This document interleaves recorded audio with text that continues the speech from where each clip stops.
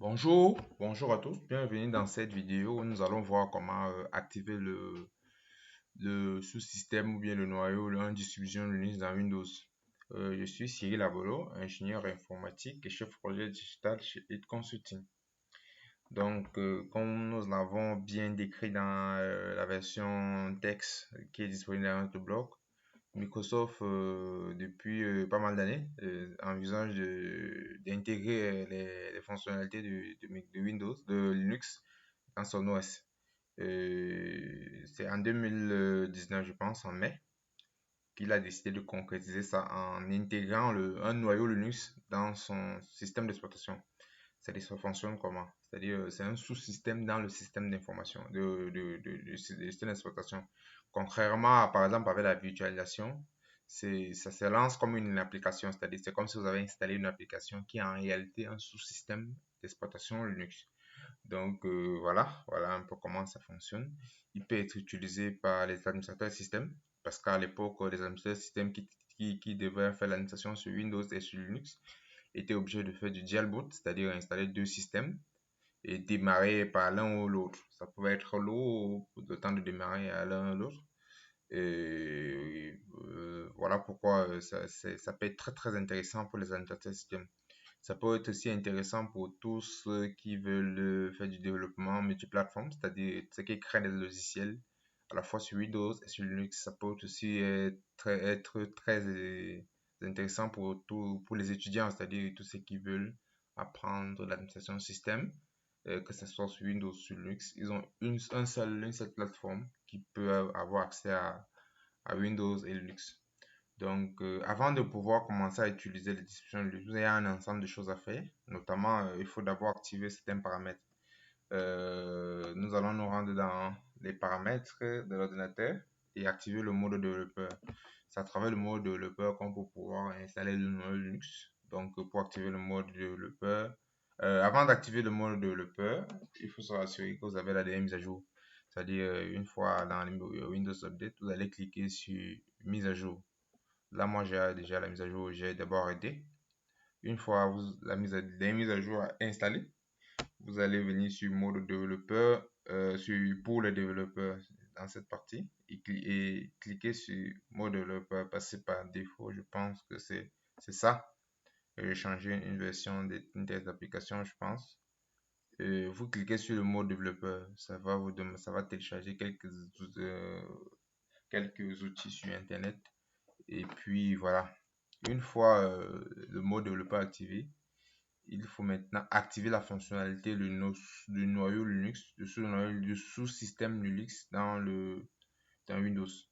Donc vous allez vous rendre dans application et fonctionnalités avec la touche de Windows X simultanément. On va aller dans programme et fonctionnalités. On va aller dans activer ou désactiver Windows. Voilà.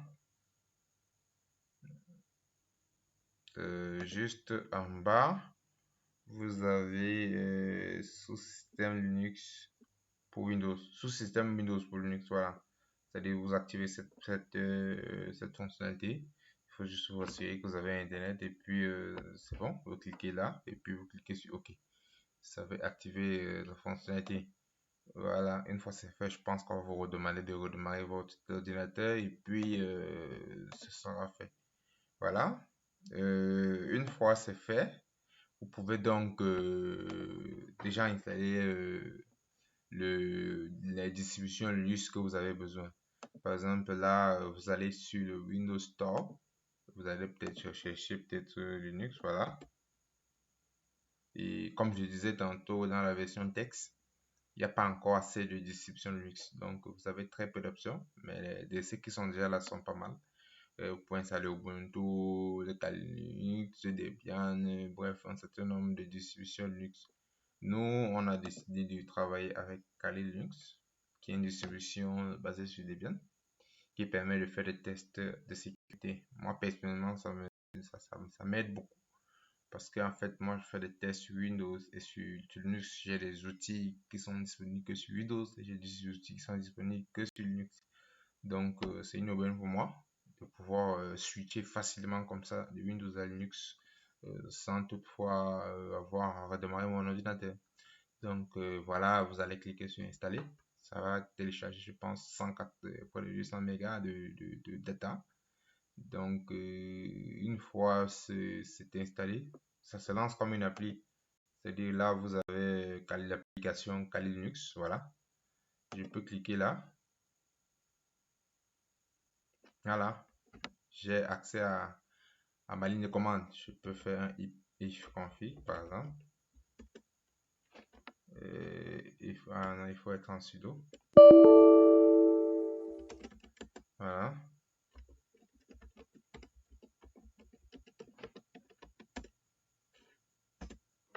Voilà. Je peux faire maintenant un if config. Voilà. J'ai mon adresse IP privée en fait qui est distribuée, qui est donnée par mon routeur Wi-Fi. Voilà, je peux faire un ping 8.8.8, voilà.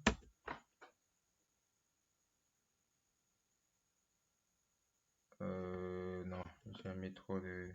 J'ai mis... Voilà. Ok, le ping fonctionne. Qu'est-ce que je peux faire? Je peux faire un apt-get update.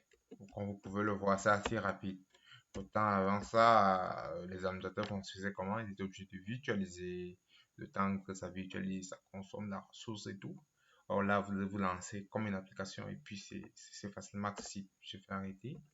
Je peux faire un cd slash, voilà. Si je fais un ls, voilà, je peux faire un cd slash etc. Je peux faire un ls, voilà. Donc en fait, là vous pouvez voir, vous avez votre ligne de commande Linux que vous pouvez télécharger. Je peux par exemple télécharger et verser par exemple apt-get install, voilà. Là, c'est en train d'installer VLC. Je vais annuler l'installation.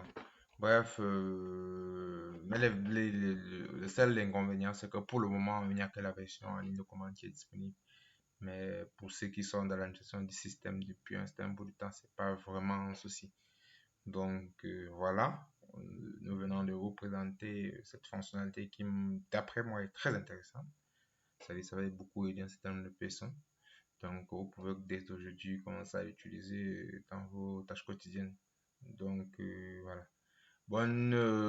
Merci d'avoir suivi cette vidéo et surtout abonnez-vous à notre chaîne et consultez régulièrement notre blog pour pouvoir avoir des nouvelles fonctionnalités sur tout ce qui est technologique. Voilà. Je vous dis merci et à la prochaine vidéo. Ciao.